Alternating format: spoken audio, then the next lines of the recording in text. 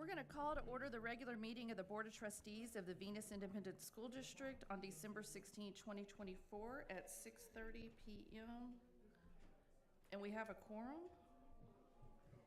If everyone would please stand for our invocation and pledge. Joe?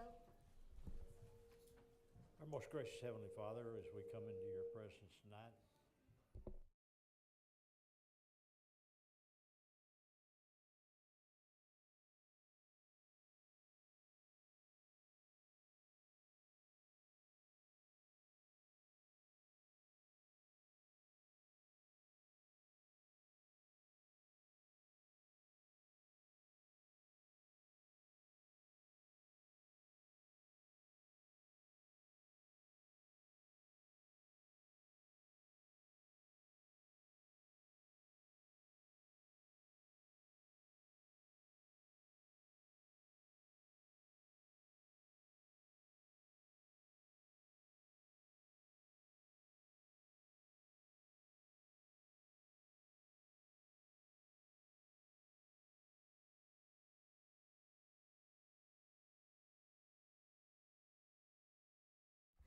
We'd like to welcome everybody here tonight.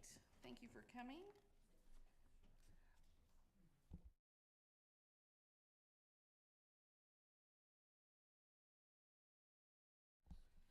Did we have anybody sign up to speak, Rosie? Okay. Go to item number 5, presentation of campus reports and recognitions. Okay, we've got some students that we want to recognize. Here at the end of the semester, we've got some students that have competed throughout the fall, and so we want to be able to recognize them. I see we have a lot of parents here as well, so we're going to start with our football. So Coach Friedel, come on up.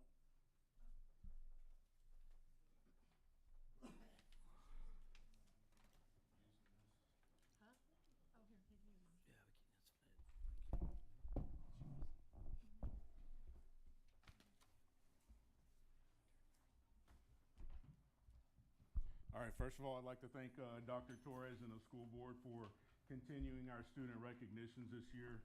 Any chance we get to celebrate and highlight and recognize our kiddos for their accomplishments, I'm all for it. First group up tonight is our football guys. With the ups and downs of our football season, these guys persevered and pushed through and kept at it. And fortunately for them, some of their efforts are recognized here at the end of the season. All right, so first up we have Braylon Allen. He was a second team running back for us. All district second team, not our second team. Just clarify that. Colton Dady was made the honorable mention team, and he's also academic all district.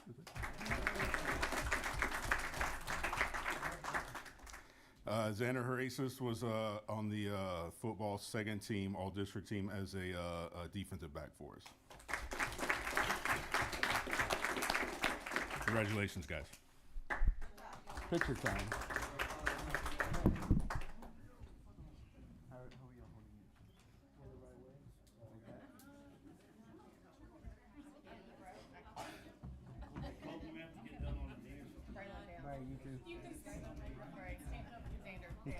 Down too? Yeah, it works. Hey, as long as y'all all look the same, it's fine.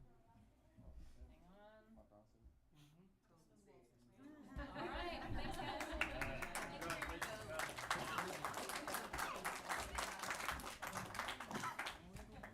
And next up will be our volleyball team. Coach Lopez, the floor is yours.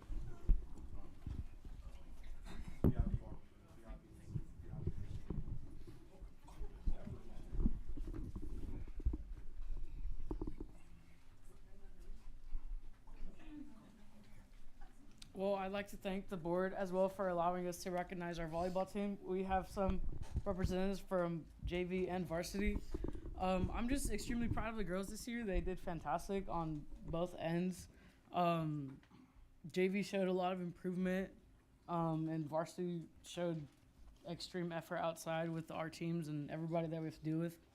I'd like to represent this award to Tanaya. She is our volleyball defensive specialist for the district, as well as academic all district.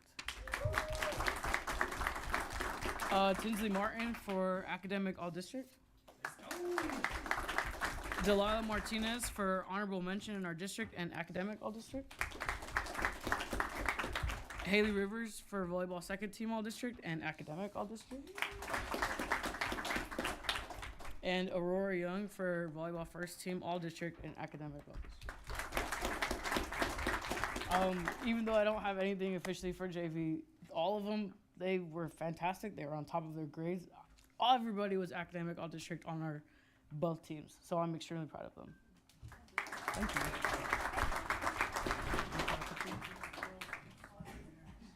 Y'all good? Y'all go this side. Bunch up, bunch up. I better show you guys. Dang, Brittany. Come on, yeah.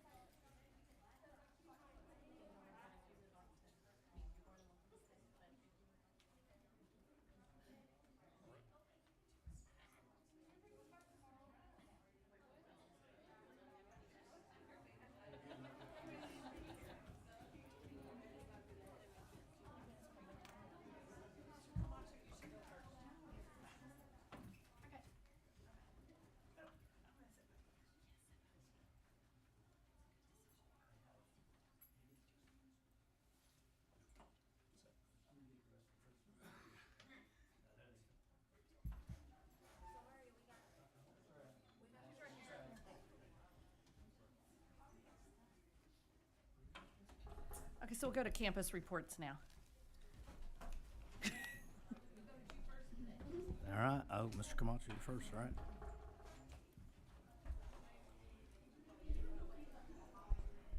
Good evening. Okay, our teacher of the month is Constance Berger, and she encompasses all the ideal candidate attributes of a teacher. She's a lot of fun, and I say that because when you walk into her room, the desks are never in a row. They're in groups, they're up moving around and make science come to life. She's also a lot of fun with the faculty because she does a lot of sponsoring. She does Blue and Go Spirit Club. She also has taken over the Sunshine Committee, and what the teachers like best about her is she makes great popcorn every Thursday. So she's a pretty good round individual. Our staff of the month is Ms. Hilda Rendon. She is our custodian during the day. She is not only a custodian and takes her job seriously, she kind of looks out for the kids, and she's developed relationships, and a lot of them call her Tia, aunt. So they come to her and they visit with her, and she has a cultural background that she shares with them. So she takes care of kiddos, students, and the building, and she makes that building comfortable and enjoyable. She's very hardworking. Our student of the month is Arsenius Ayub, and he gets his work done, and he is Mr. Congeniality. He gets along with everybody. He takes classwork seriously, so he's always looking out for his grades. And the other thing we like about him is he can spot a student that is struggling and takes it upon himself to move in that group, and he helps that person out. So he's come a long way. He started off as very shy and wouldn't talk, and now we kind of have the opposite problem with him. But it's academic, so we like it. Taffy, you're going to hear this from Ms. Buck as well. We had several state qualifiers, and there you see a group of them, and we have 10 of them, and you'll hear more about them. We had some of them come in this morning to the administrators, and we had one young man use Crystal and I because he wrote a book in Spanish, and they're practicing their presentations. So they're excited about that, and it's kind of exciting to see them excited. So they've had some success there. Our Venus basketball tournament, that thing grows, and what I mean by grow is we had people from Lubbock, Australia, different parts, and there were some very challenging teams. We had a private school from Fort Worth, and they were put together pretty well. They could play some basketball. But we had 16 boy teams and 6 girl teams. Both teams played extremely well. The girls finished 3rd overall, and our boys finished 4th. And our boys came back from the Midland tournament this weekend. So both coaches have them active and priming for the season. The all-district football, you saw some of the boys there, and I'm not going to read you the list. You met 3 of them. But I do want to point out something that Ms. Lopez said as well. Out of the 16 boys listed there, 10 of them are academic all-district. And that speaks a lot to me, taking care of things in the classroom and between the lines. So that's always good to see. We finished up our EOCs, and we administered 140 EOCs. Didn't have 140 kids because some of them take multiple, but we are basically eagerly waiting those test scores to see where we need to revamp. So that was a big undertaking. The band concert, we celebrated the magic of the holidays with the jazz band, the Wind Symphony Band, and the ensemble. And those directors and those students always blow me away at the level that they can play. And a lot of those kids play 3 or 4 instruments. So that is a great thing as well. So and Santa Claus made an appearance. And Santa Claus was your very own Mr. Hyde, and the crowd loved it. It was a good thing. For upcoming events, soccer begins on the 3rd, and we should have known that because it's getting cold. And then we have a Super Smash Brothers tournament. I could say a lot about that, but I'm going to keep it short. If you want to know about that, please visit with me. That thing is really taken off as well. And we're all looking forward to the semester exams on the 18th and the 19th. Thank you.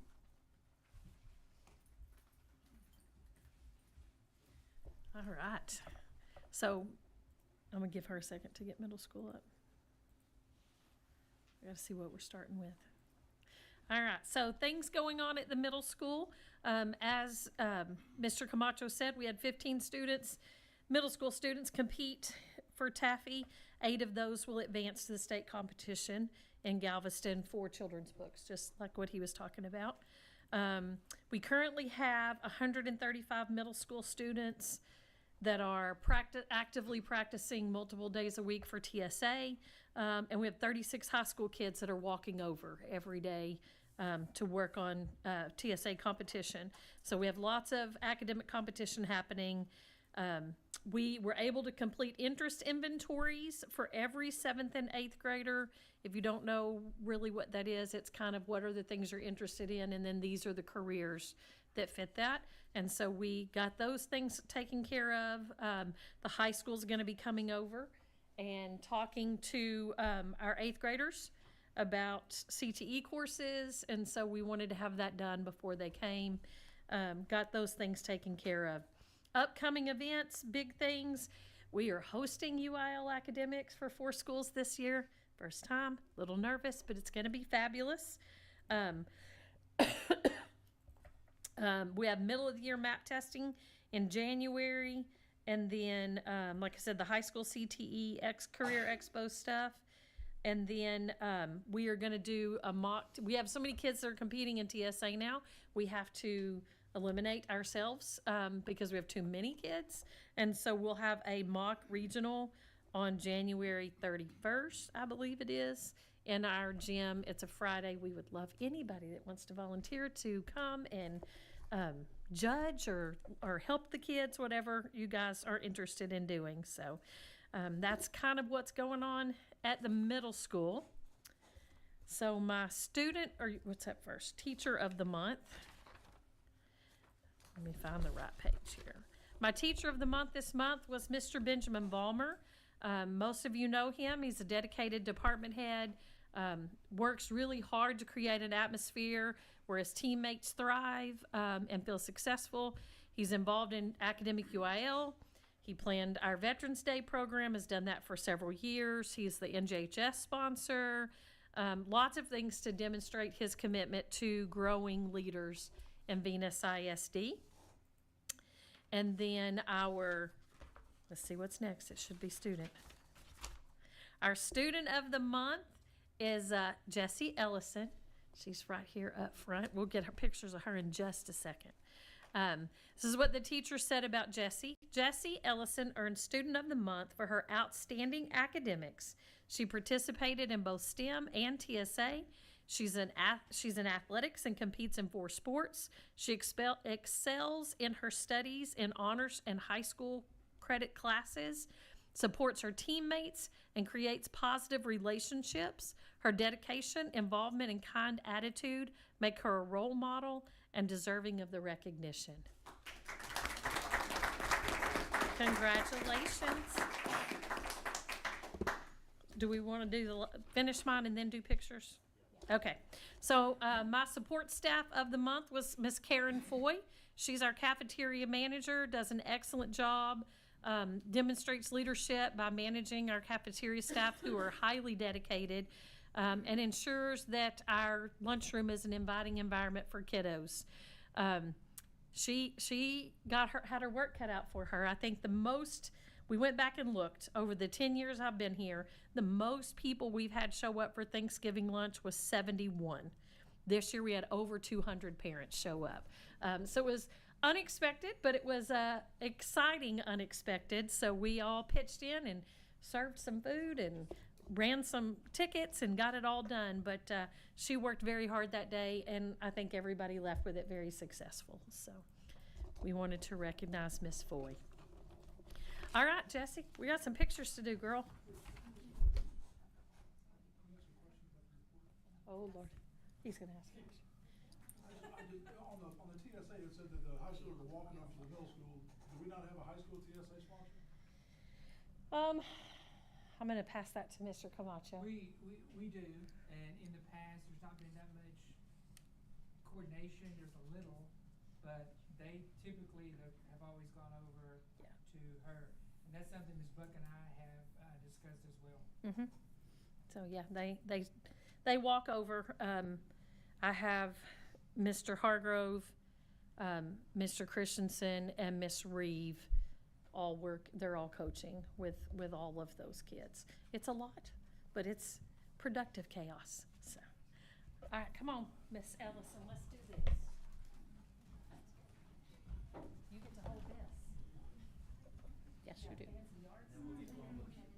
Absolutely. Yeah, we'll get one with just her and then we'll get one with everybody. All right. Everybody look here. All right. All right, come Mom, on. if you wanna get it, nope. Mom, it's You're not I'll done. come up. You're not done. You want the board? It's fine. Yeah. Yep. Stay there, board. Stay there. All right, everybody look forward. Okay, great.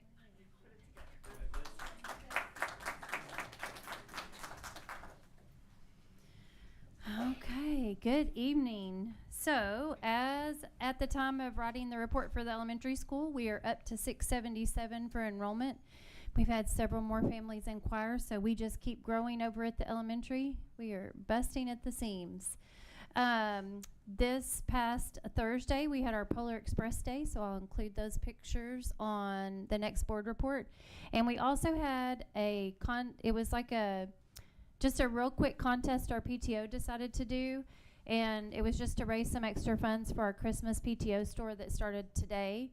But they decided to sell snowflakes so that teachers could dress up as elves. And oh my gosh, it was crazy. The top two teachers tied, and they had 370 snowflakes bought for them to dress up as an elf, and then we had two other teachers that were right behind them. You would think that, I don't know, it was just unbelievable how excited they were to have their teachers dress up as an elf, but we actually had 4 teachers dress up, and I have pictures of that, and I'll include that in the next board report. But you might have driven by last Thursday and seen a green elf in a green dress with striped tights out dancing in the front at drop-off. And the Christmas PTO store started today. Saw lots of students with red bags, so that's great for our PTO. Tomorrow we have our 4th grade music program. And on the 18th and 19th, if anybody wants to come join, we have our holiday parties going on. So it's going to be crowded Wednesday and Thursday around the elementary. Also, we had our reading camp out, and my pictures for reading camp out with the tents disappeared out of my computer. So I'm sorry I don't have those. And our Thanksgiving lunch was a huge success. As always, we had over 500 visitors on November 19th. And 5th grade also had their music program. And moving on to Teacher of the Month. Teacher of the Month is Mrs. Rizzer. We got Mrs. Rizzer via Arizona. Her husband and her moved back to Texas. She is amazing. She has taken on a huge challenge of teaching a bilingual class, even though she's not fluent in Spanish. She's teaching the English, math, and science in 4th grade, and she has done an amazing, amazing job. She is so connected to those kids and wants every student to be successful, and even other 4th graders to be successful. She truly believes in all students. We're very lucky to have her. Our staff member of the month was Rudy Rodriguez. She is one of our bilingual paraprofessionals. She wears many hats in the building and does all kinds of things around our campus, and I wish I could multiply her and have several of her within my building, but she's always smiling, positive, and happy, and she has wonderful relationships with our staff and with our students.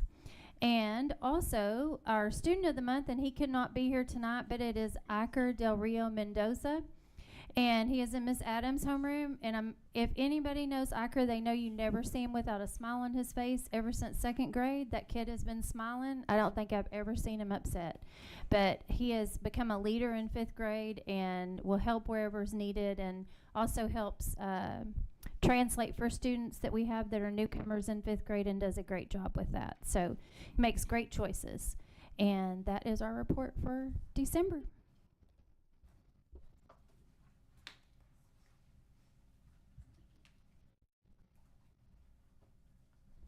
All right, good evening.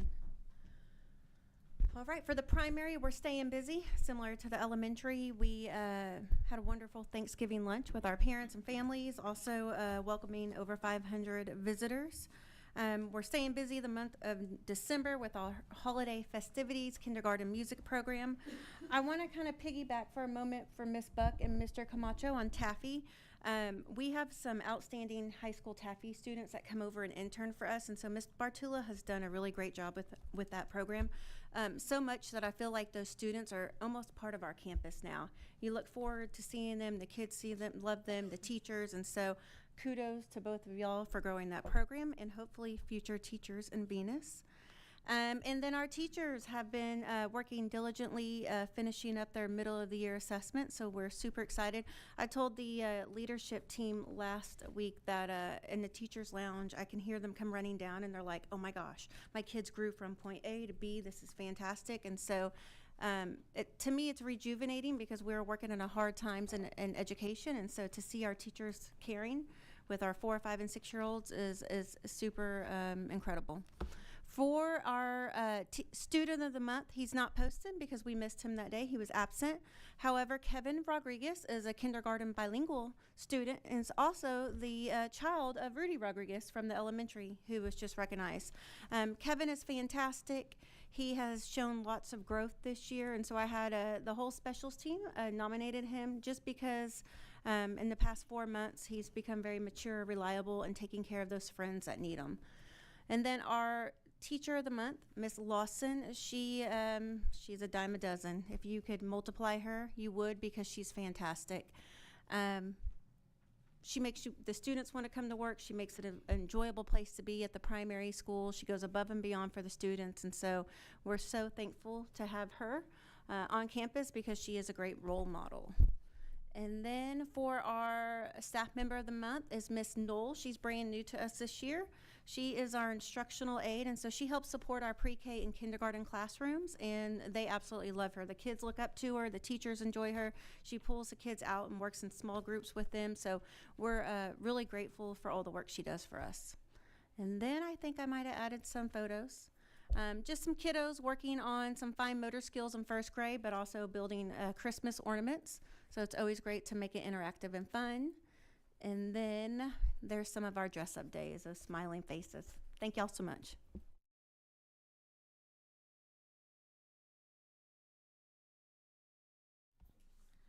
We'll go to item number 6, curriculum and instruction update. Dr. Morgan?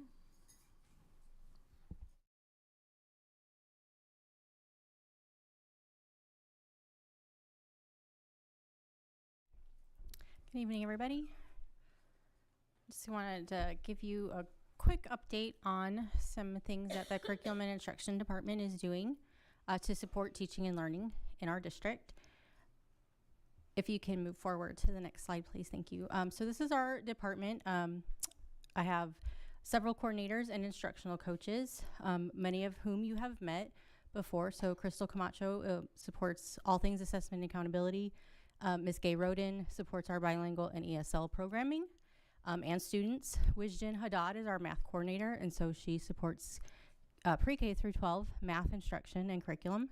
Stacy Izquierdo is over reading and language arts for pre-K through 12, all things English, and also supports Ms. Roden with the Spanish curriculum and programming. Catherine Roberts is our library director, as you know. And then we have 3 full-time instructional coaches and 1 part-time, Gloria Latigo in the bilingual ESL. Instructional coach role is a part-time position, and the other 3, Emily Sullivan, Casey Becker, and Laura Brandis, support all of our campuses in a full-time capacity. And then I also included Regina Panites and David Owens up there because they also support the curriculum and instruction, though they're not technically in my department. So that is who the C&I department is. If you could move forward, thank you. So at the beginning, actually I think it was more of the end of last year when we reported on STAR data. I wanted to make sure that you knew what we were planning to do to continue supporting our teachers and to support student learning. And so these are the things that we presented a few months ago. And so I just want to give you a quick update of where we are on all of these pieces. So if you can move forward to the next one. So on curriculum projects, we are working as a curriculum department to make sure that all of our core teachers have curriculum documents which help them pace out what the materials they're supposed to use for the school year, and that they are following all of the required TEKS. And so they have access to all of these documents on a webpage that currently only Venus ISD staff members are able to access. It is not public facing. That will probably change in the next year as we implement a new House bill, but more to come on that on a different night. We are also implementing monthly curriculum-based assessments so that we can assess student mastery of the TEKS they're supposed to be learning each month. We have been renewing, reviving, revitalizing our PLC processes, and so our coaches and coordinators work with various learning leaders and our campus administrators to support PLC happenings. And then we are also I'm working on building up the capacity of our curriculum department. So for example, several of them are attending a 6-session seminar workshop conference with the Texas Association of Curriculum and Development Leaders, and they're working on a curriculum management project for the district. So by the end of the year, they will have that accomplished. So if you can move on to the next one. One of our goals was to really target writing instruction. We know that writing has become a very big part of the STAR test for reading and language arts. And so right now we are working to make sure that all of our teachers, specifically in grades 3 through 8, are aligning instruction. One thing that can tend to happen in English instruction is teaching a concept at the same level over and over again instead of going deeper as the years progress. And so we want to make sure that all of our teachers who teach grammar and writing and the writing process are really paying attention to the TEKS for their grade level so that students are getting the instruction they need at each grade level. So we're focusing on grammar, that extended constructive response because that's a big chunk of the STAR test, and then the writing process, which crosses all of genres and all of content areas. So if you can move forward, please. Our instructional coaches are doing a phenomenal job this year. As I said, we took away their content specificity so that they could be more available to support teachers just all over the place. And so these graphs just show you where they are working, where they're spending their time.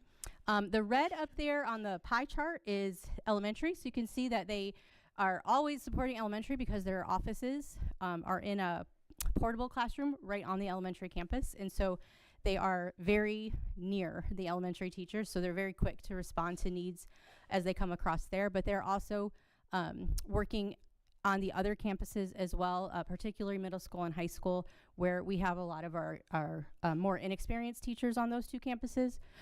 You can see primary is just a small number, but that is also where we have most of our most experienced teachers.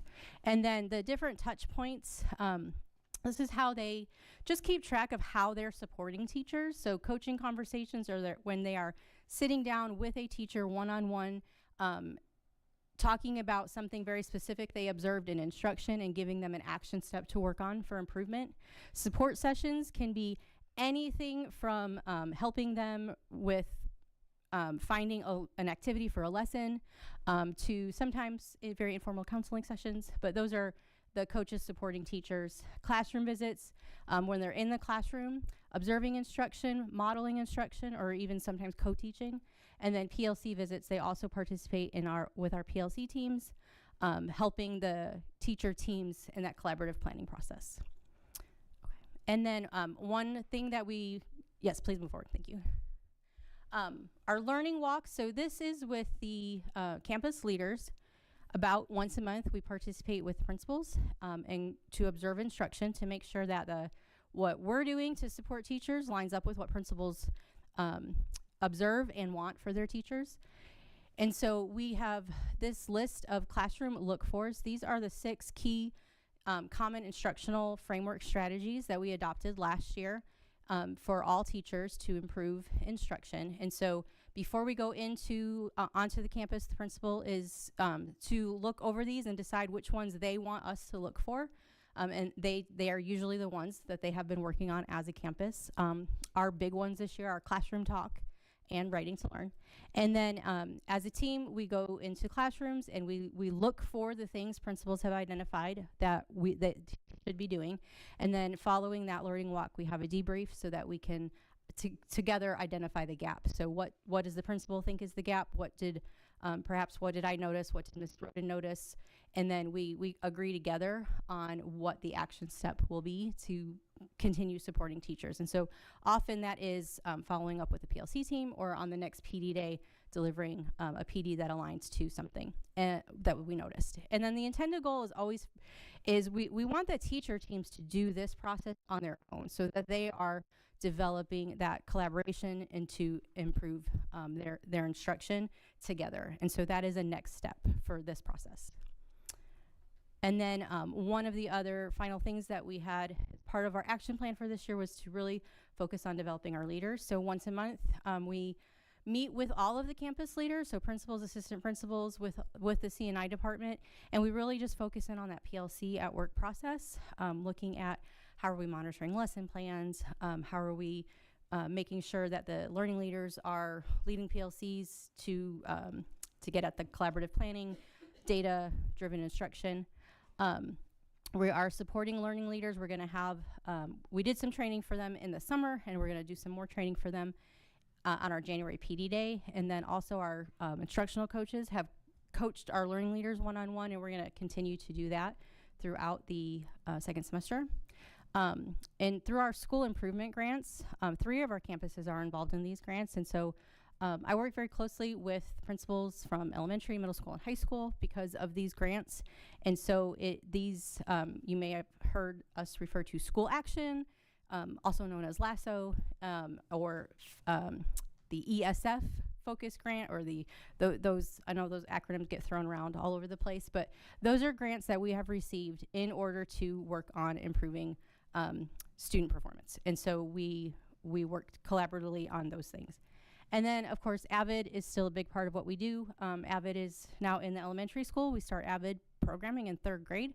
And so students are getting some experience with things like how to stay organized, using a binder to help them keep track of their own work, using a planner to help keep track of their learning. And we want those skills to continue to build with them as they go through elementary and then into middle school and high school. We have a site coordinator for each campus. On 2 of the campuses, it's an assistant principal, and then on 1 of the campuses, it is one of our AVID teachers. And so I work with them closely to make sure that they have what they need so that they can keep their sites coordinated as far as AVID goes. And then one more thing I wanted to make sure that you all knew about, if you can move on to the next slide, is the Texas Teacher Collaborative. So this is a partnership we are very, very excited about. You may have heard us reference the Charles Butt Foundation before. The Charles Butt Foundation is the financier behind the Raising Blended Learners grant that we just wrapped up last year. So that was a 3-year grant that supported the middle school and the high school. We call that RBL. So the Charles Butt Foundation, because of our work with that grant, they got to know us. They've been out here a few times. They interviewed some of our students and our teachers. They did a showcase on us, and they really love us out here in Venus, which is really exciting because they invited us to participate in this new project they're doing called the Texas Teacher Collaborative. So this was not an application. They invited us, and we definitely agreed we wanted to participate. And so what this collaborative is developing a cohort of teachers in our district who are going to work together to complete their national board teacher certification. So national board teacher certification is a really big deal. If you can complete that certification, you're essentially nationally certified. So you could go to any state in the country and that certification holds up because it's a national certification. It is going to take them about 1.5 years to work through the process. So it's not just taking a test. They do have to take a test, but then they also have to submit 3 different performance tasks, which we will be working on as a team throughout the next 1.5 years. So this is actually going to start in January. Once a teacher has earned their national board certification in Texas, they qualify the district to receive a teacher incentive allotment on their behalf, which the minimum teacher incentive allotment for any Texas teacher is $3,000. And so once they have earned that certification and continue to work in Venus, we will be able to request that money from the state and add that to their salary. So it's a really big incentive for teachers to earn that certification. And it's a really great retention tool for us because we're able to provide that support for them to complete that certification, and then in return they want to stay here and continue teaching. And so we're talking about some really high caliber level learning for our teachers. And then we will have 7 teachers participate in that. It says 7 to 11, but I did receive word this afternoon we'll have 7 spots, and that will start in January, and hopefully by the May of 2026 we'll have 7 national board certified teachers in our district. And I believe that is it. Are there any questions I can answer for you? As long as they're here and they have that, they get that money every year? Yes, ma'am. And then on the touch points, what was that time frame? Was that from the beginning of the year to Yes. now? So that is since August of this year. Okay. Anybody else have any questions? No. Thank you. Okay, thank you.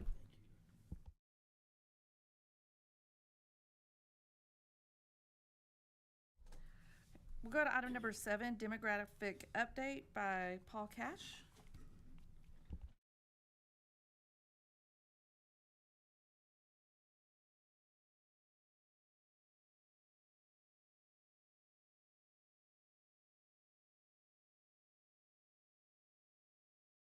Gotcha. Okay, there we go. Does this work, or do I need to say next?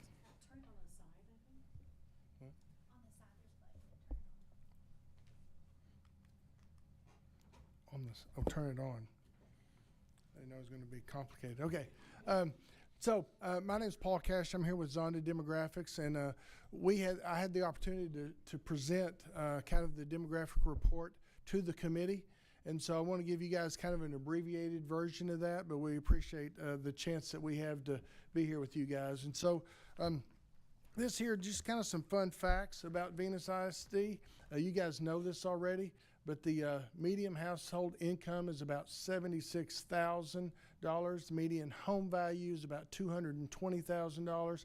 But I think the interesting part is if you look here in the center that you have what is your population by generation, that you guys are pretty equally distributed with Gen Xers, Millennials, and the Gen Zers. And so I think that's kind of an interesting fact with you guys. When we talk about local economics, I'll be brief on this. We use unemployment rate as kind of a measure for that. Johnson County and the DFW area all really hover around the 4%, and in really 4% is almost considered fully employed. And so the economy here, as well as the DFW area, continues to be strong. And again, here in the DFW market, first half of the year, sales were down a little bit. The reason for that is for arrows number 2 and 3, the average prices and median prices went up. Prices go up, sales go down a little bit, and therefore, but there are current inventory that is available. And so that's one thing that's exciting. And we're going to talk heavily about the Venus ISD housing market. Trends across the state in regard to enrollment. What makes this slide interesting is obviously you see here you had the pandemic. We had kids that came back, growth of 55,000 kids across the state. And then the next year, 22-23, that grows to 90,000 kids more in the state. But then last year, it was only 12,000. And so, obviously you do a little bit of math, you have over 80,000 kids less growth than you did the year before. And so that's a challenge. I don't have an answer to where they went, but I do think it's an interesting phenomenon that kids are going somewhere. Whether and this is just public school. This is not charters or homeschools. And so obviously that has an impact, and it will have an impact. This slide here just talks about how districts are growing across the state, and the common theme here is your big cities are losing enrollments. That doesn't surprise you guys because they're coming to Venus, right? And so you know that. Region 11 and Venus, you guys are right down here in Region 11. You know where you are. You guys have seen over the 18 to 19, you saw an increase. The last couple of years, you've seen a little bit of a decrease, and so we'll talk about that. But Region 11 is kind of shared the same trend that you guys are. So it's not just Venus, it's all these people here. What's interesting here is you see the dark colors, Northwest ISD, bigger districts that are growing. So let's get to Venus ISD. Venus ISD has 4 active building subdivisions with more than 500 lots currently available. And when you look at those, we're going to talk about these more a little bit, but there's one right there talking about Patriot Estates. You've got one right here talking about Bankston.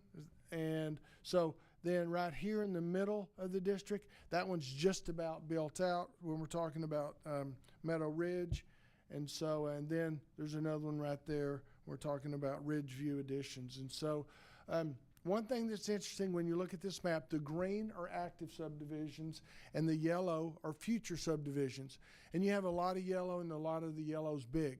But one thing we'll talk about later is of the 11 future subdivisions, there's more than 5,600 future lots. But over 2,000 of those are kind of either in receivership. Really, they're just kind of on hold, and we'll talk about those more. So when we look at some specifics, Patriot Estates, over 1,300 total lots, 403 vacant developed lots. Let me tell you what vacant developed lots mean. Those mean if you look over here on the map, you have streets, you have dirt that's smooth and ready to be built on today. That's what a vacant developed lot looks like. It's kind of like a lot that's ready to go. And so why does that make a difference? Because as we look at things, we're going to talk about this later, futures don't really mean anything to us until streets start going in, right? Because you don't know when the development's going to start. When you start seeing streets, then we pay more attention. When you have vacant developed lots, then it's real serious because they can be built on at any time. So that's really kind of how we manage that. Down here at the bottom, we'll see student yield. Student yield seems to increase as the development gets full. 0.49 or 0.493, that means for every 10 occupied homes, there's 5 students. Okay, or 4.9, but we're going to round up. I don't know if y'all have any 4.3 students, but we're going with whole students here. And so when we look at that, that's what we have here. Patriot Estates, they're building about 85 to 100 homes a year. So it is fast-paced, and it should be finished. It's going to wrap up pretty quickly. When we look at Meadow Ridge, you guys know where it is. It's right here beside us. It has 227 lots, and 221 of those are occupied. So that development, for all extensive purposes, is complete. It does have a yield of 0.34, so every 10 occupied homes, you have about 3 students coming from that area. Horizons at Bankston Estates, it has 105 total lots. Our satellite image here from October shows that you had some homes here, but you can see that all the rest of the lots are ready to go. The streets are there. We anticipate that 84 lots there are ready to go.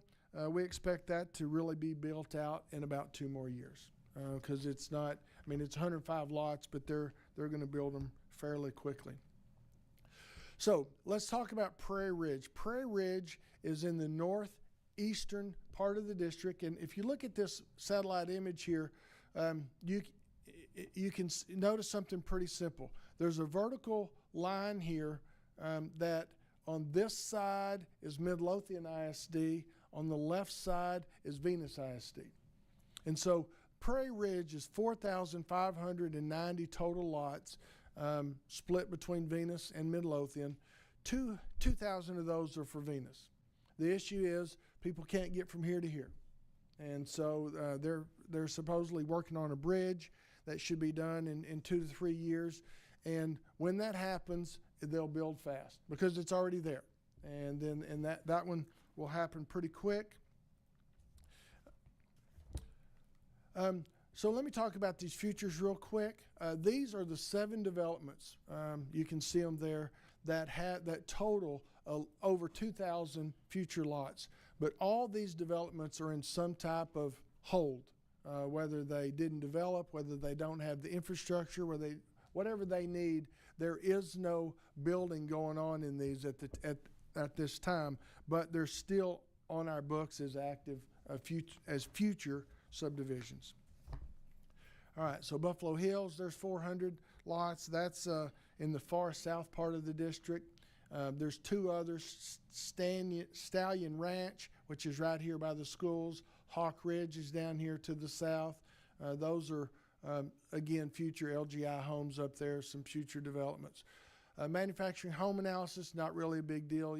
Our records show you added 5 units last year. So TEA report. You guys, what this is how many students come in from other places and how many students go out to other places. You guys have stayed steady over the last 5 years in the 70s of students that come in from these areas. The other number is not as positive, is that last year you had 245 students that went to other ISDs. And then that's grown from the last couple of years. And some of these, you have some Life School, Kaufman Leadership Academy. Sometimes you'll see an East Texas ISD, and you're like, okay, there's no way we have students living here that are going to a school in East Texas, and those are virtual schools, is where you see those. Okay, student density. Interestingly enough, 26% of the total students reside outside. 26% reside within the city of Venus. And so obviously the math, 74 live outside of the city. Big group, you see this heat map here. Big group here in Alvarado ISD, big group right here close to Mansfield, and then you've got, the part right over here, kind of on the edges of where they are. All right, so let's talk about annual enrollment. I did know that right now, this year, you guys went down 37 students. And one reason for that is we notice is if you look at these last 2 years, the year before you had 159 students that graduated and you had 143 kindergartners. So you automatically lost 16 students before the year even started. And that's just from graduation. This year you had 150 graduate and you had 142. So you lost 8 students there. You do see that you do have a big 7th grade class, which is a little unusual. 9th grade typically is the largest group in a district. And so that's interesting information for you guys. 10-year forecast. I did hear on the next one. So right now we have you at 2,271 students. Anticipate to break 2,500 in the year 3031. You know, the key to this, the driving force here is this kindergarten group. As long as they continue to grow, the district will grow. And a lot of times, the housing market has a huge impact on that because families can't necessarily, families with kindergartners can't necessarily afford the homes that are available all the time. So how does that impact the campuses? Venus Primary School has 395 students as of the October submission. Their capacity there is 450, so they still have a little room. As you mentioned earlier, I think you said this number was up to 667. I think somebody said 677 at the elementary, and so that means raise that up another 18 students, but it's over capacity and continues to be over capacity. This is not a situation where it's over capacity and it's just okay because things are going to flatten out. We have some projections here. Middle school at 500, it's under capacity now, and this is where it's a little flatter. The middle school seems to hover around 500 to 600 for the next 10 years and not escalate as quickly as the elementary school. And then the high school, 715, and it does grow. It does seem to grow a little more. So what are the key takeaways? There's a lot of futures in Venus ISD that they're just waiting on something to happen before it happens. And so when it does, whether it's utilities, whether it's a bridge, the growth's going to be there, and it's going to probably happen pretty quickly. So that's there. Project 2,461 in 5 years and over 3,000 in 10 years. You mind going back a slide? Yes, sir. Forward 3. Right there.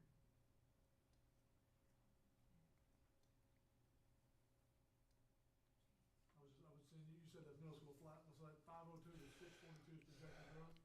Yes, sir. High school 715 to 768. Yes, sir. And so when I say flat, or I really wouldn't say flat because you do have some growth, but it doesn't escalate as quickly as. Saying that the high school is going to grow 53, and the middle school is projected to grow 140. No, 120 something. 120 something. Yes, sir. I thought you had said backwards. I thought you said the high school had a higher growth than the middle school. I may have. If I did, I apologize. My brain works slower than everybody else's, so thank you very much. No problem. Other questions?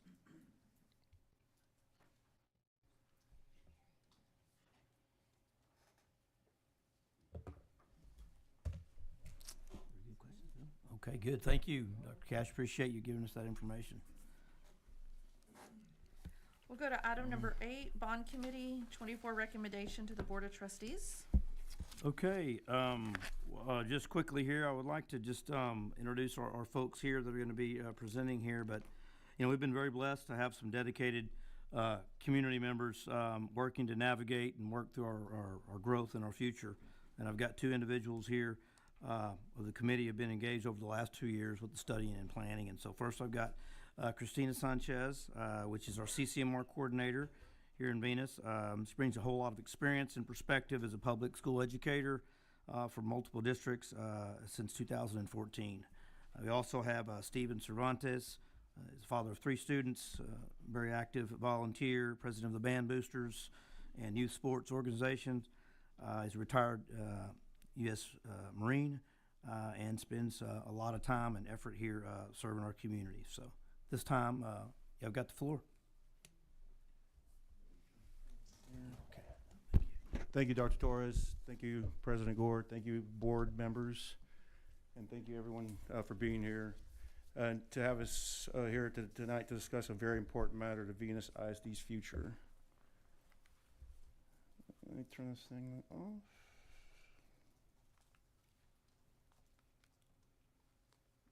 Clicking.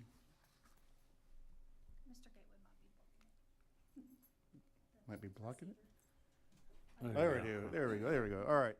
There's some pretty faces up there. There's a little bit about us. You want to add anything there? All right. No, we're good. I think you're right. I think he is blocking the sensor. It's time for Venus ISD to take action and to take steps forward towards our future. This is a quote. We all know it from Neil Armstrong. It's one small step for man, one giant leap for mankind. This presentation is not about deciding the entire future of Venus. It's just about that one step forward for Venus.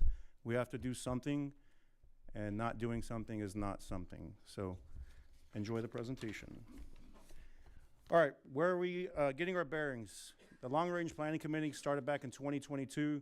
I was a part of that. Ms. Sanchez was a part of that. People here were part of that. And, you know, we've been at this process for, I did not do that. All right, there we go. For going on 2 years now, or past 2 years. We're currently here at the board recommendation process. We began studying the district's needs and growth in 2022. We were able to agree it wasn't quite time for the first step then, but we have reconvened and believe now is the time to begin our journey. That process in 2022 was intense, and it was extremely disappointing when we finally got to that point and we realized we ain't got the funds and we had to shelve it.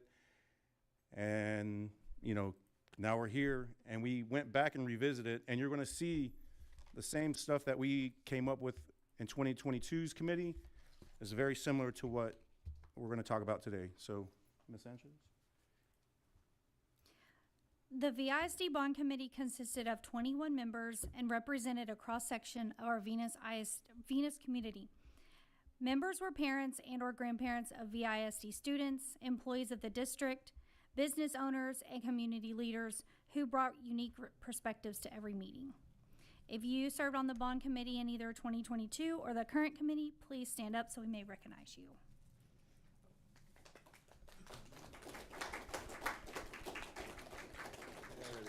Don't be shy.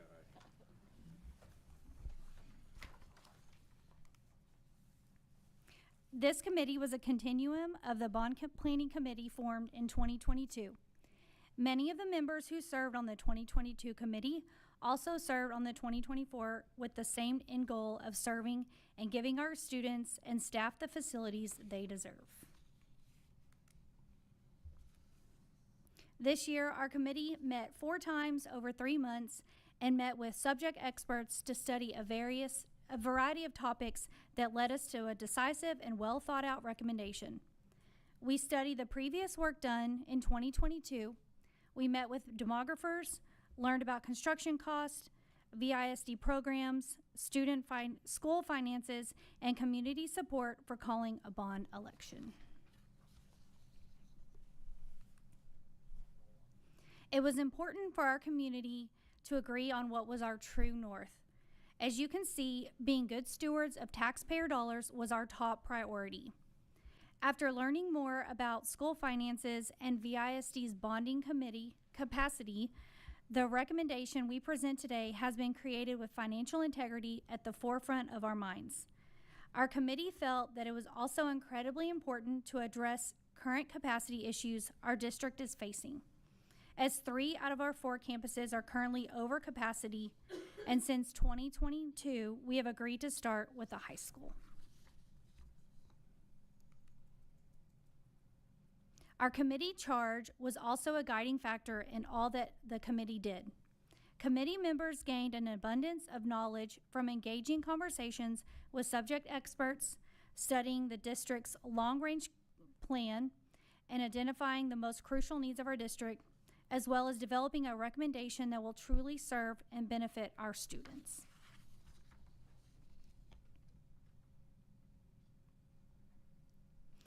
We understood the importance of transparency with our community and taxpayers, so meeting agendas, presentations, and resources were made available on our VISD website.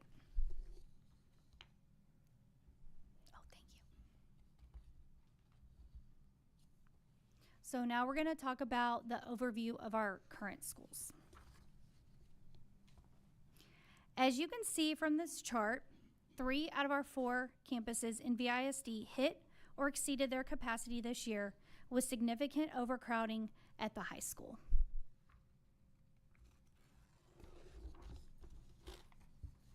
After great discussions among the committee, we honed our focus to address the overcrowding in our schools and plan for future growth while being fiscally mindful. We felt it was most important to prioritize fiscal responsibility while addressing the district's current and future needs. Now we're talking about community growth, our forecast.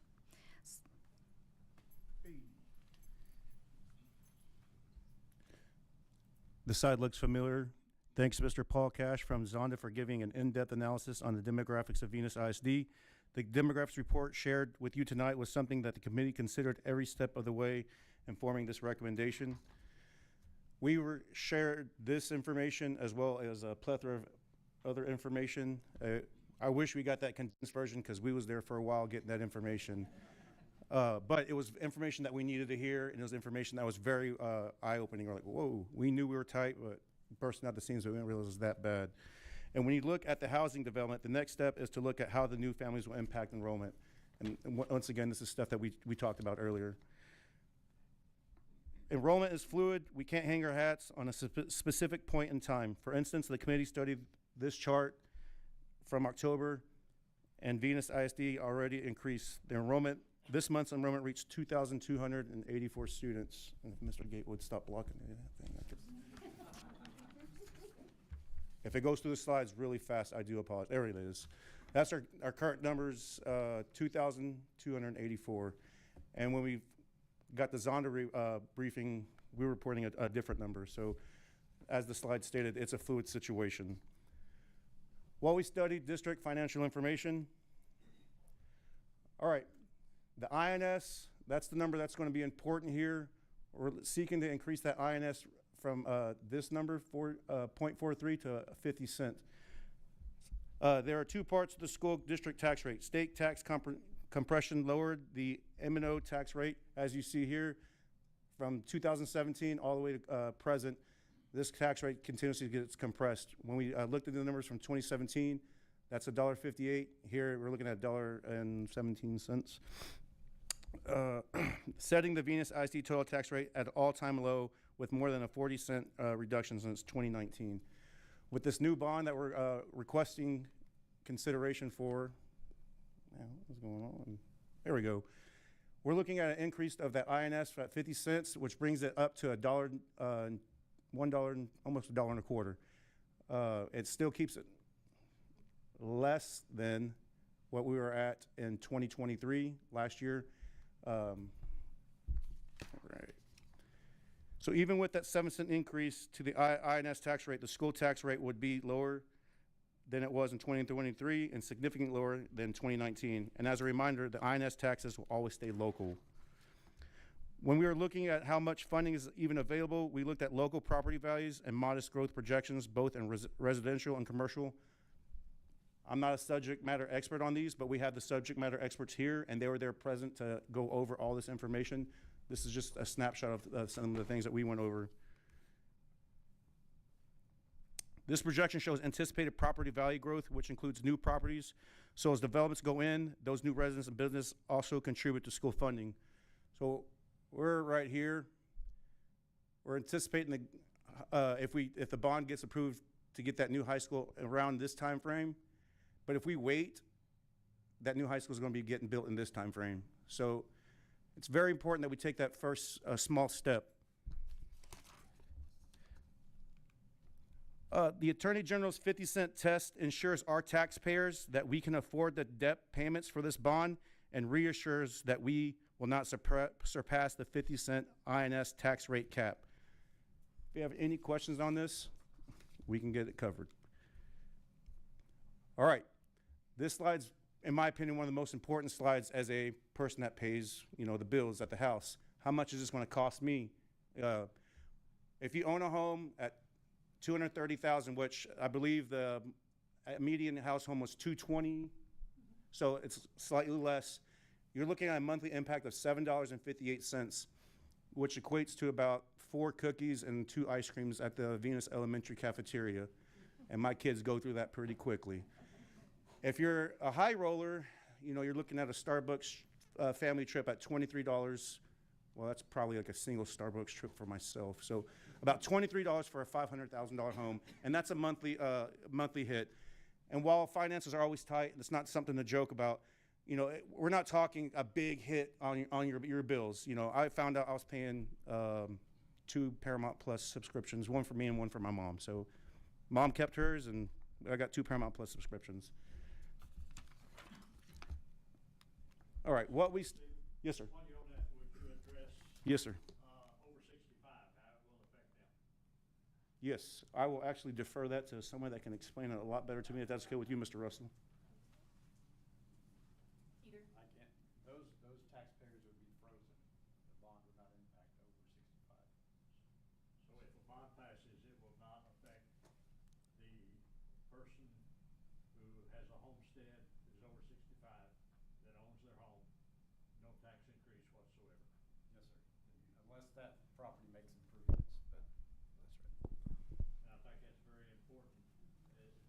very important as things go forward to get that out to the public. Thank you, Mr. Russell. Thank you. Any other questions? Fantastic. Whoa, whoa, whoa. It's going backwards now. All right.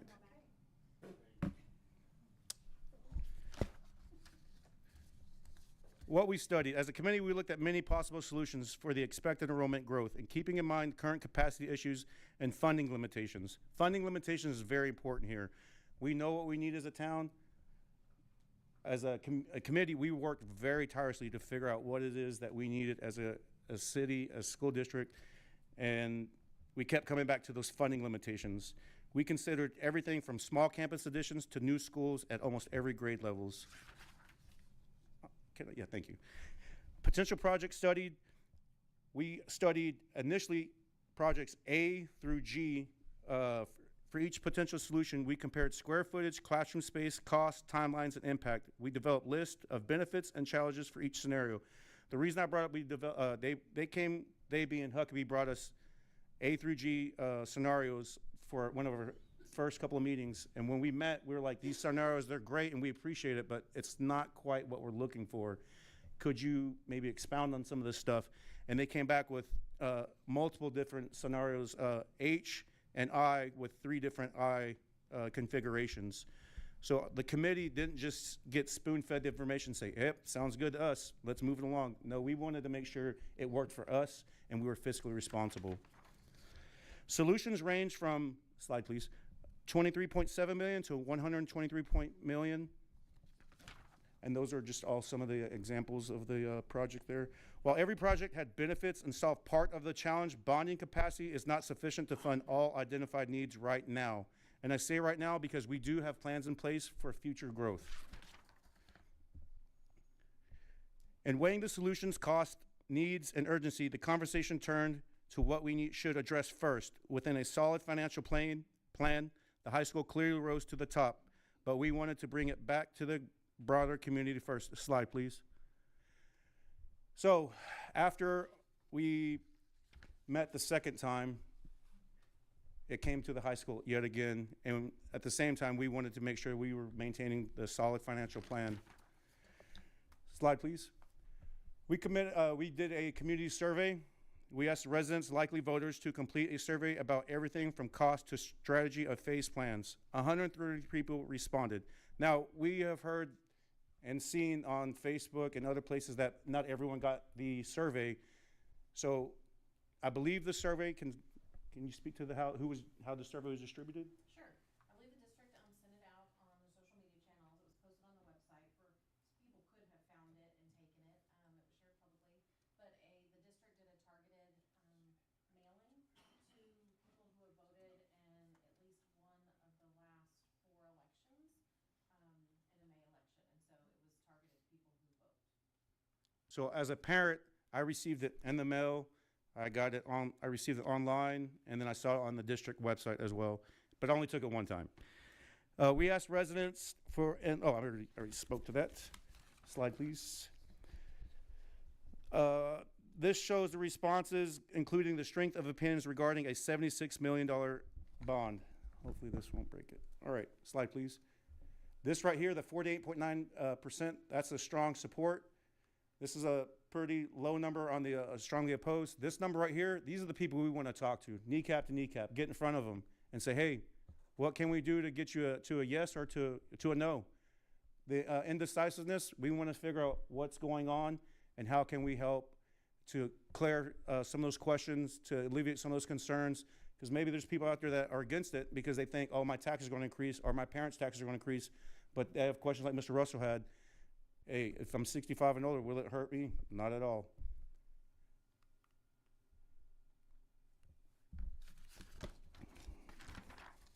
So with 45% already in favor and another 36% willing to engage with the conversation before deciding, we have formed a recommendation. Slide, please. Our recommendation, one more time, is our bond committee's recommendation that the school board consider calling a bond election for $76 million to be on the May 3rd, 2025 ballot. This bond will allow Venus ISD to design and construct a phase 1 of a new high school on the land already owned by Venus ISD across Highway 67. Slide, please. As a committee, we established a 70% consensus for a recommendation. It was 70, 75, and even 85. As a committee, we agreed on 70. We got 86% as a committee, and that was exceeded what our highest number was for what we considered a recommendation to move forward. And I think that speaks very highly because that recommendation comes from a broad span of folk. You had Omar Sabeda, who owns a lot of the businesses. We had preachers coming in. Mr. Russell was there. You had community members. The retirement village was there. So we had a good chunk of town people that were representing each different parts of the town. And for us to get an 86% recommendation, I think it speaks very high to that. All right. A $76 million bond for phase 1 of the new high school would include 95,000 square feet for 540 students. Phase 1 is intended to include a classroom, a core spaces like a cafeteria, a library, plus a practice gym. This would all be on land the district already owns, located on Highway 57. So we got Main Street right here going through town. There's Sonic, there's Patriot Estates, and we're that motivated looking bulldog hard charger. That's what we're looking at for our brand new high school.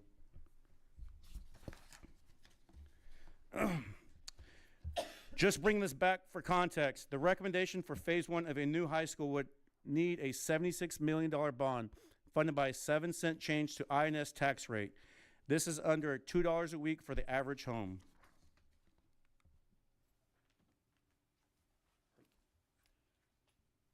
Now that you've heard our recommendation, we know that you and others in the community will have questions about how a phased approach will work.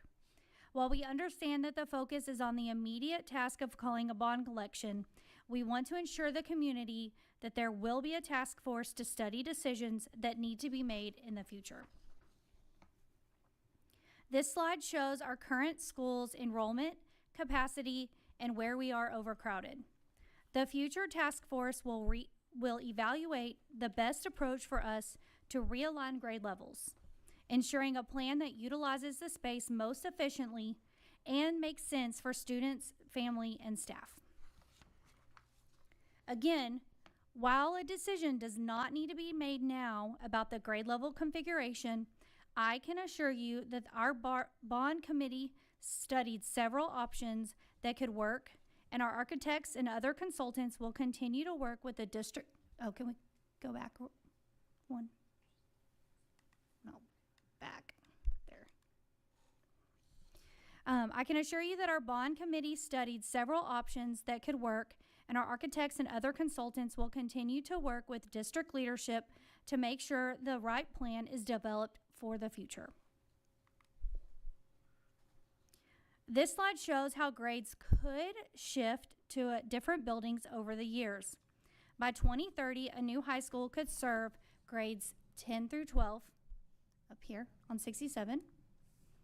The current high school would serve as a junior high and house 7th through 9th grade students. Although it shows that the building could be over capacity with 590 students projected, please keep in mind that currently at the high school, can we go one forward? We have 715 students currently at the high school. So as you can see, this approach would allow ample space at the elementary and intermediate campuses by shifting the grade levels slightly. Next slide, please. Taking a closer look at this potential grade configuration, you can see that this option gave us the best chance at relieving overcrowding across all schools. When the new building would open in 2028, we would only be over about 15 students at 2 of our schools.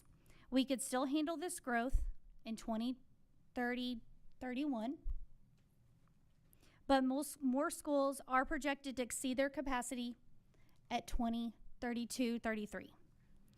At some point, the district will need to look at another bond election to continue addressing this growth. Another thing we wanted to point out is that the design and construction process takes time. If voters approve a bond in May, we are looking at the new construction being completed in time for the 28-29 school year. Architects would begin planning the project, and I want to point out where it says design charrettes in the yellow. This means that school leaders, teachers, and even students would be involved in planning and the design for the new school and future phases. The architect has assured us that it is a collaborative and inclusive process where Venus employees get to give their input, ensuring that it's the right needs for our community. Then the project would go out for a bid, and then construction would finally begin, which can take about 2 years.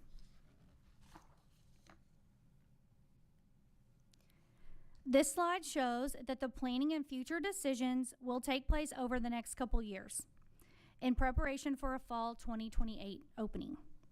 We will begin a task force to study best practices from other districts who also bus between campuses at the high school level and prepare for implementing an intermediate campus.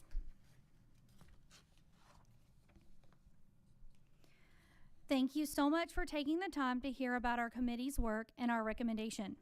We understand that in order to call a bond for election by the state's deadline, in order to call for a bond election in May, we ask that the board would need to call a vote by the state's deadline of Friday, February 14th.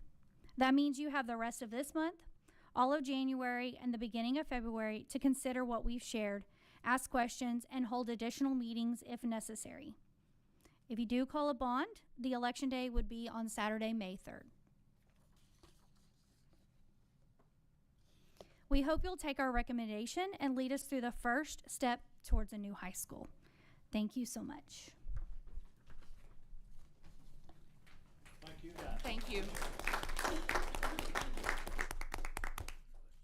Does anybody have any questions? No? Thank you very much. Thank you.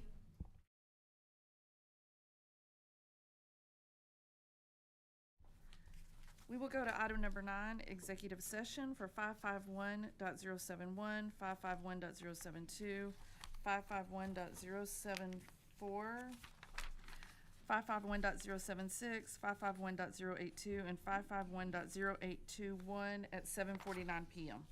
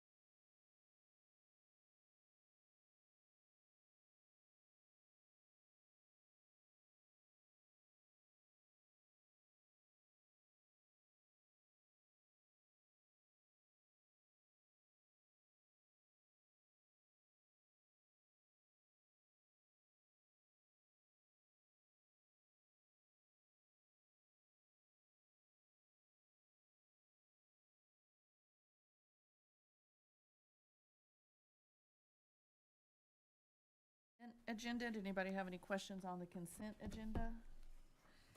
Do we have a motion? A motion by Amber, second by Greg. All in favor? Motion carries. Go to item number 12, consider approval of district camera upgrade.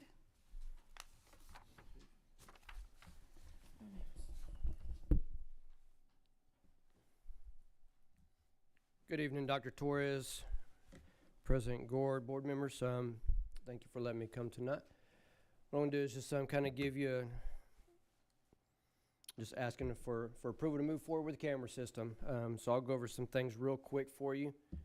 Am I using this clicker, Rosie, or are you doing it?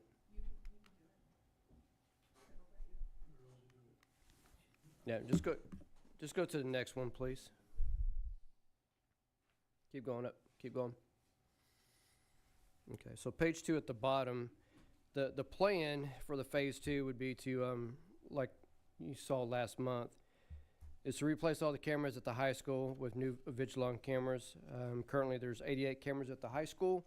We're gonna knock that down to 40 cameras, and then we'll be able to use those other cameras in other places. And then we're also gonna add, for all 3 of the other campuses, 168 of those cameras to the new dashboard, to where we have a better dashboard to review the cameras from.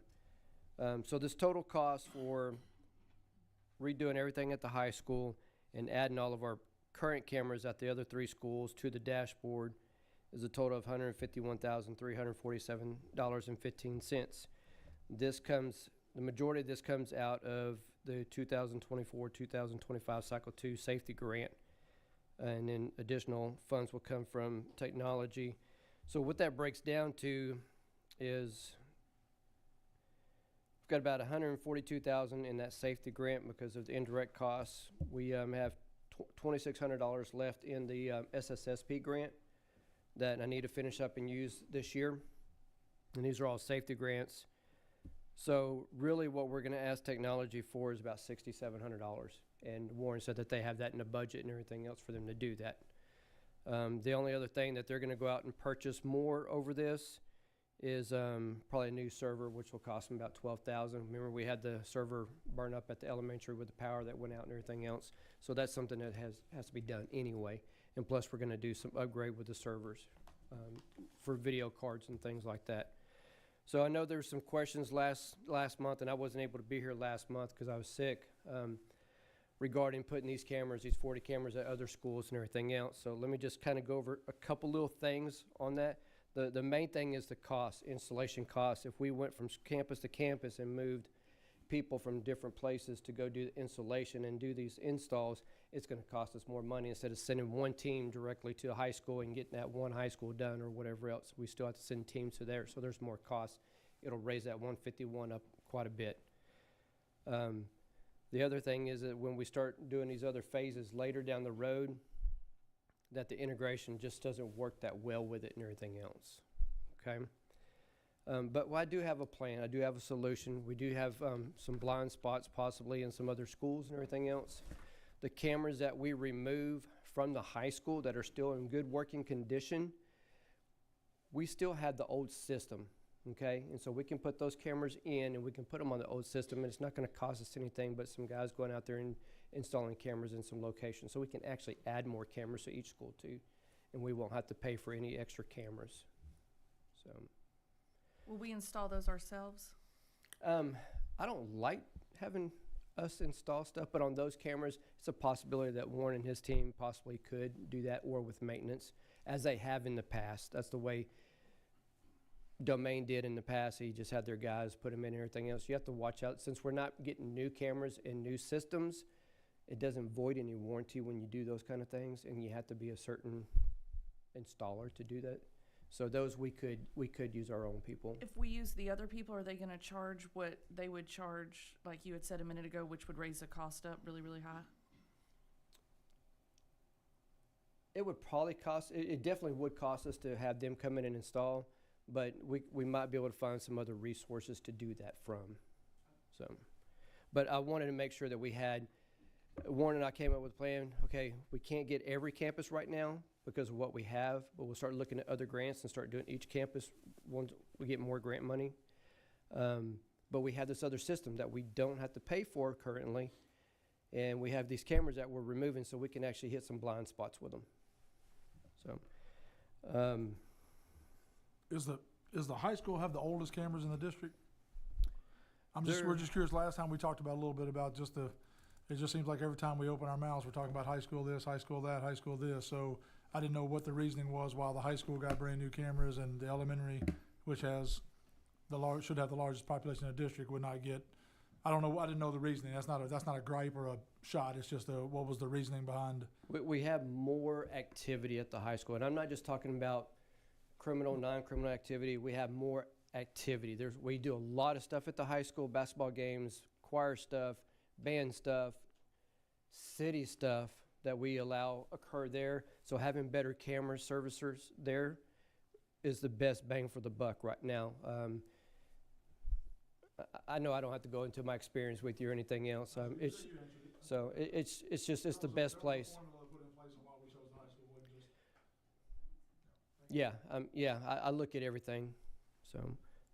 So my recommendation for tonight is to move forward. And remember, this is grant money, so it's not money that we're having to pull out of fund balance or anything else. It's grant money, and we have to use it. And since we've done everything that the state has asked us to do under the grant stuff, we can move forward and do additional things for better safety and security.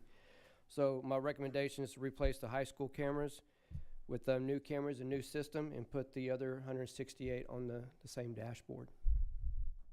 So. What is the amount that's going to cost us after the grant?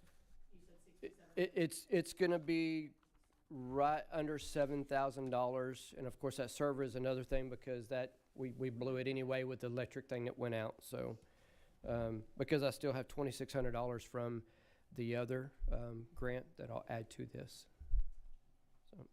I'm trying to do everything as cost effective as possible for us. So should we have had a dollar amount on the agenda? Because there's not like a dollar amount on here.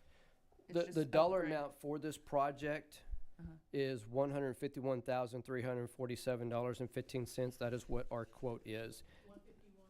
151, 347, and 15 cents. Is that not to exceed?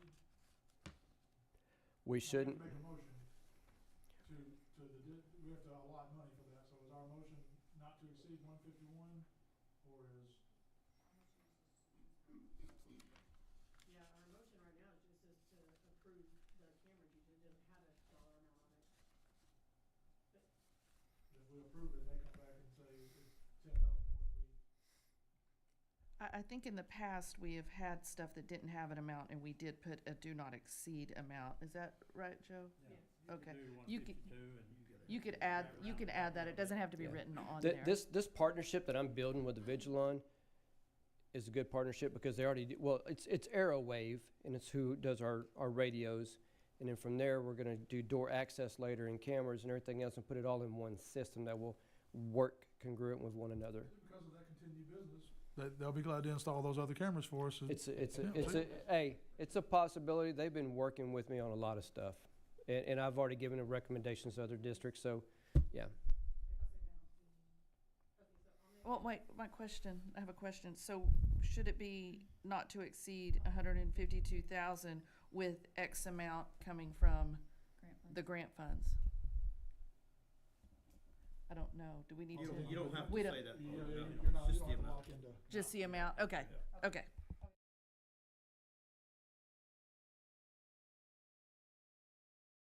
Okay, we have a motion from Amber. Do we have a second? I'll second. Second from Kirby. All in favor? Motion carries. Thank you very much. Thank you. We'll go to item number 13, consider approval of Johnson County amendment to the communication system agreement. All this is an amendment that the county came up with.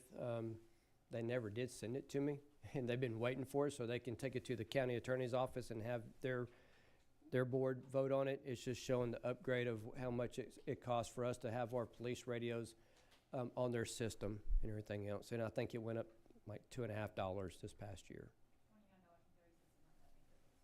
Yeah, for each radio, yes, but that, I think it went up from like $27.40 a month, so.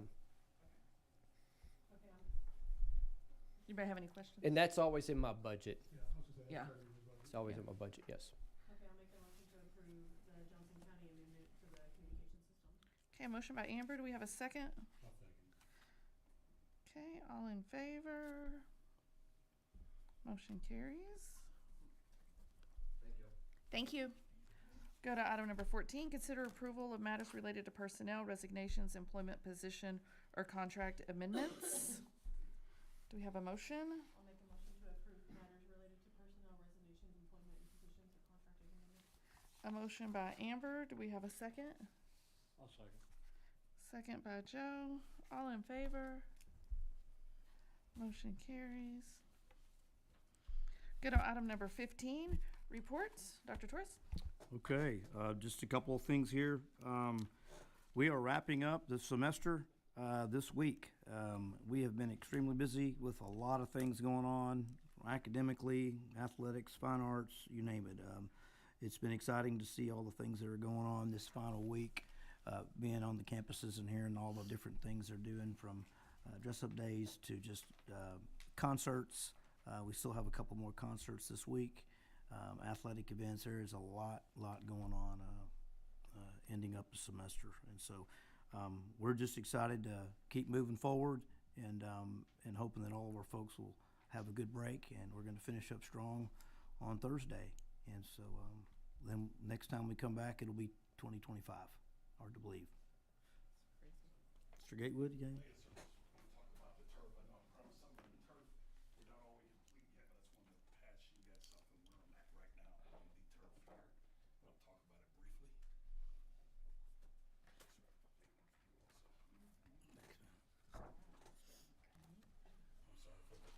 Small print.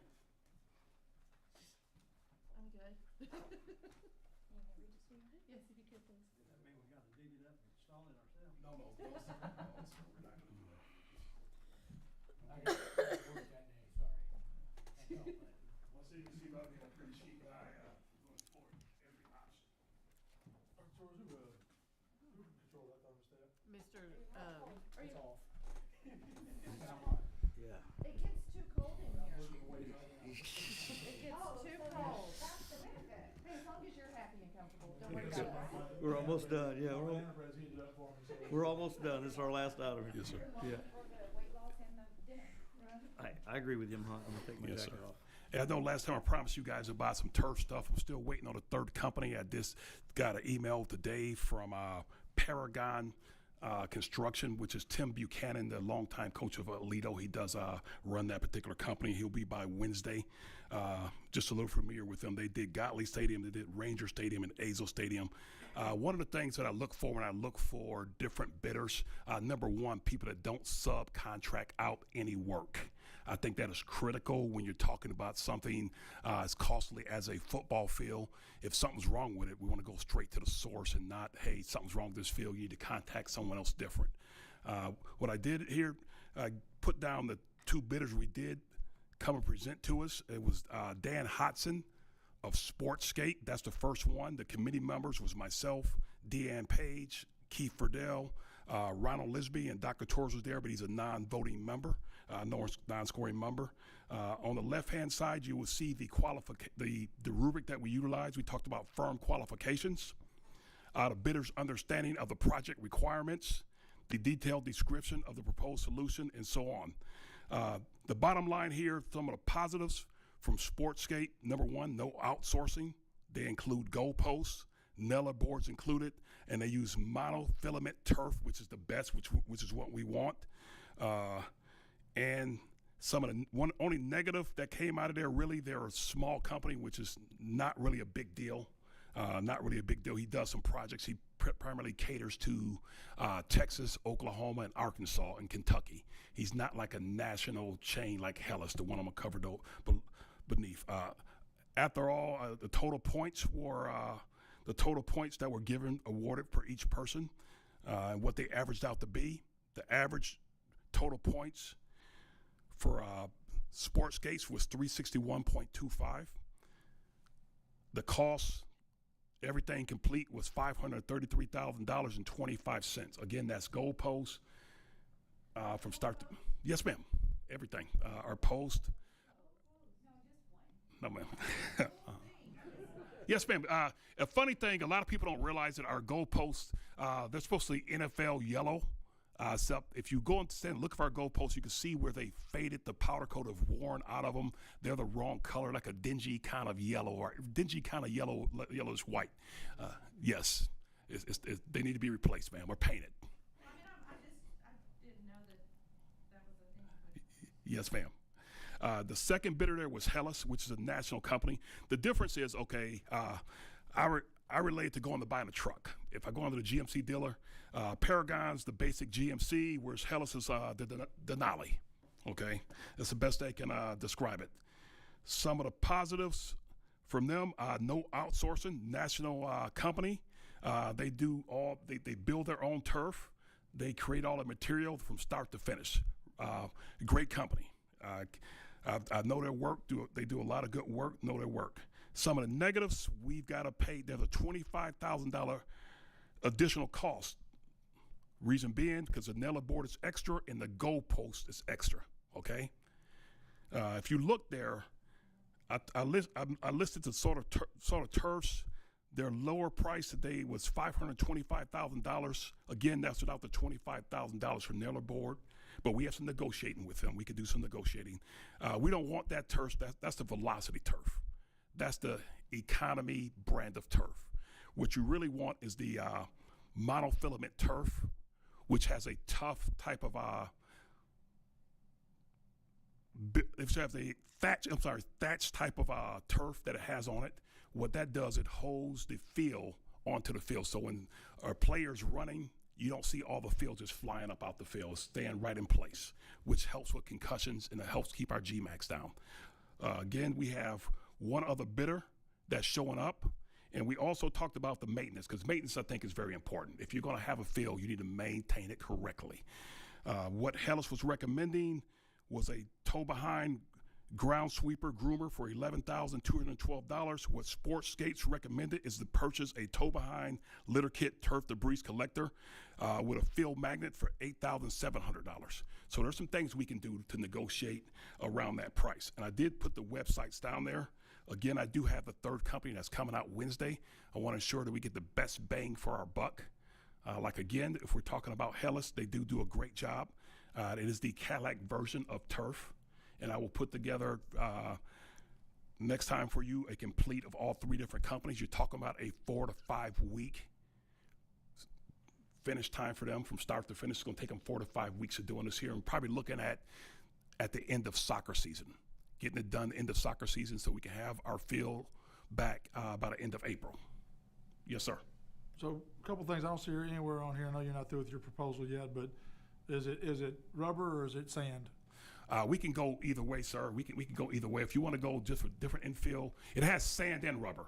But if you want to go with a different lighter color feel, to keep the food color. It's the science of all the ties to Yes, sir. disease and everything with the rubber and, Yes, sir. and the leaching. I just didn't know if we could make sure we got a quote of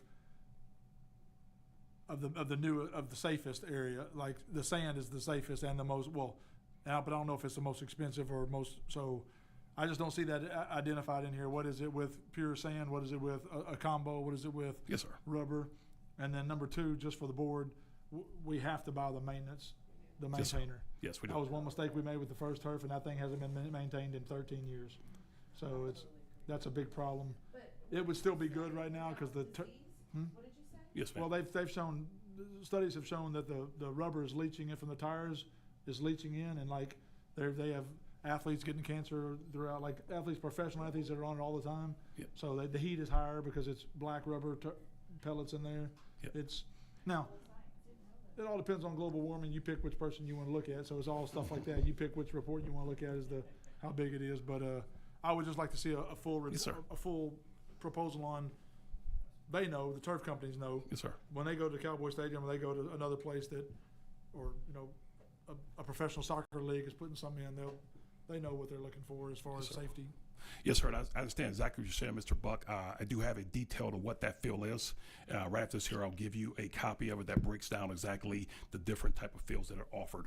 Rubber is one that's the cheapest, you are right, but there's different fields that are available to us. There's a combination of sand, and it's also different type of fields. There's one proposal to even use wood chips, okay?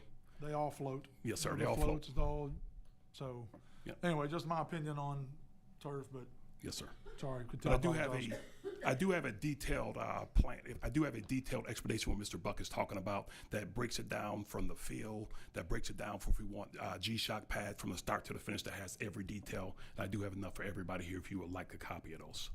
What does that run in total? Like, I see all the stuff, but it's cut off because of the columns. There's not, you can't Yes, read all sir. the writing. What is with the G-Shock and the higher Okay. field, higher cost field? Yes, sir. What Mr. Buck is referring to,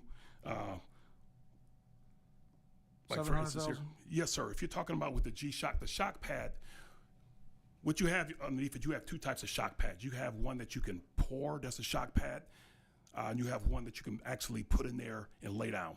What that does, that decreases the amount of G-forces that field has, makes it softer, keeps our concussions down, and we'll never get above 135 G-forces, G-max. Our G-max will never go above 135.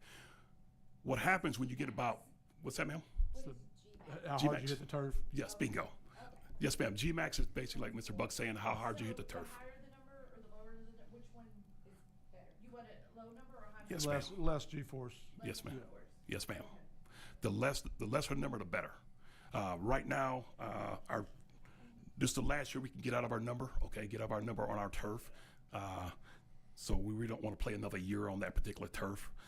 But I will get you all the details. Like Mr. Buck was saying here, if you look down here, with a shock pad, if you're talking about with a shock pad, it's going to cost us about $697,000. That's with a shock pad. And rubber. Yes, and monofilament tournament turf. He didn't discuss actually the price of the infield. He just gave us a different choice of selection, and all that is negotiable with Hellas. He did say he's negotiable with us. Does the What's this, sir? Does the G-Shock affect the playability of the field?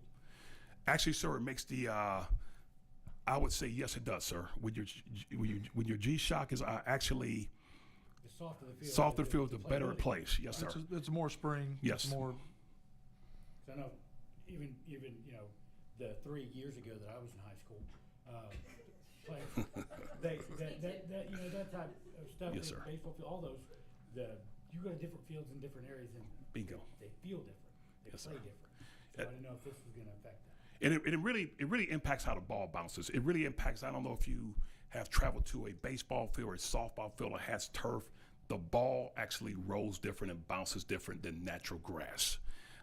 Sometimes it's a disadvantage to our kids. They have to get used to where if you're playing baseball or softball, how that ball is bouncing, how with the speed is coming at you. So all that does impact play. Yes, sir. Will they throw a softball and a baseball field in for free? Buy one, get two. They asked about that. That would be great. I'll just interject too, Sat on that. They gave so much details in there before we were there. A long time getting details from them. Hellas was talking about they are our current customers, so that's who we had in the past. And that turf is gone. It has lasted 13 years, which is Yes. about, wow. Even though I know Mr. Buck alluded to that's not buying Ronnie, we had Ronnie here as well. Yep. And Ronnie said, yeah, we didn't really have something to do that. We talked about scheduling, and Coach Burdell was here. That would be on a regular basis of that being taken care of. The technology is pretty amazing now what they've done since 13 years ago. Do you mind reading the bottom line says cost? It starts with 525 velocity turf, no. Yes, sir. Do you mind reading those out because they got cut off? Yes, sir. I'll go ahead and read those out. You're talking about Hellas here. The first they gave us different options. Their lowest cost was $525,000, which is velocity turf, which we really don't want, and that's no pad, no shock pad whatsoever. The next column was $636,000, 131, which is velocity turf again. We don't want with a shock pad. The next column is just with monofilament turf, which is the best turf. That's $566,491. No shock pad, but with the top-notch turf. The next one, column over, is $697,000.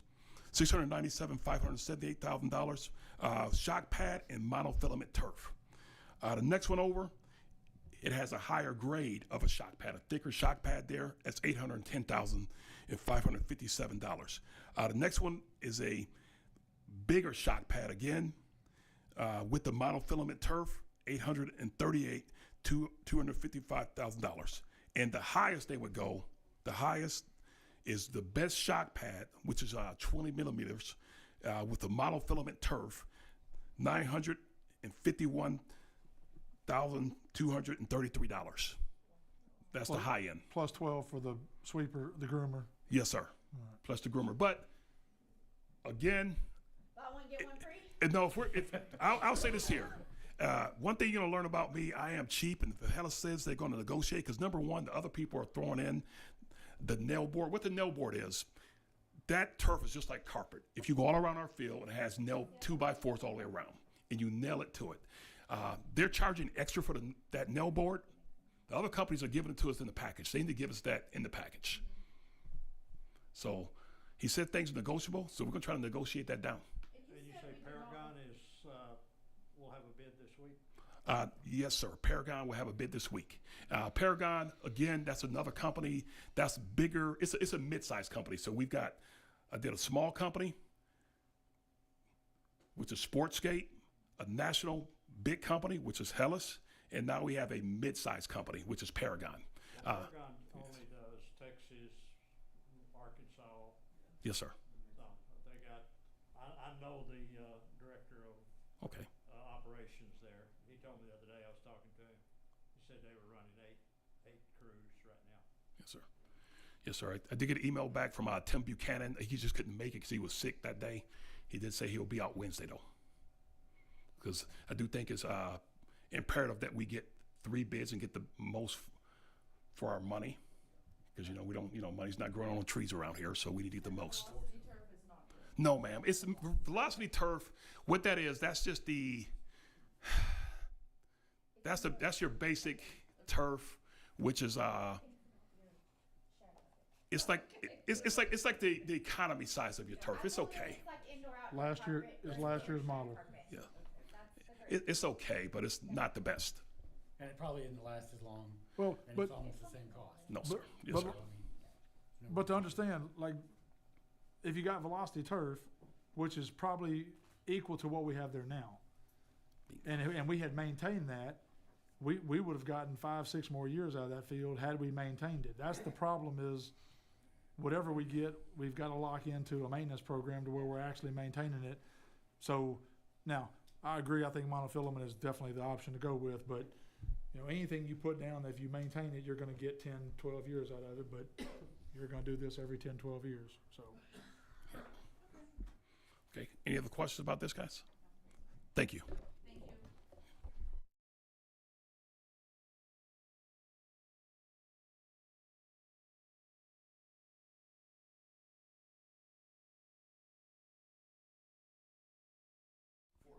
Oh, 4 to 5. January, we're making this, you're talking about starting. We were thinking, we were talking about what, right at the end of February when soccer season is over. February. Yeah, or beginning of March, excuse me. March. Yeah. Yeah, there are no track meets. Yeah. We're talking about, it seems like a long way away, but It's, making a decision like no, this- the goal, Mr. Buck, would be to bring, hopefully something to the January board meeting, who we've narrowed it down to, and then recommendation, that company would come if y'all had more questions for them, and we would bring a recommendation, yeah. So my question, when could we expect the Howard Gaywood negotiated hardball? January. It's sand. This is the quote for monofilament with sand with a shot pad, and you're going to throw in the maintainer and the goalpost. That's The soccer field. And the person to maintain it. No, sir.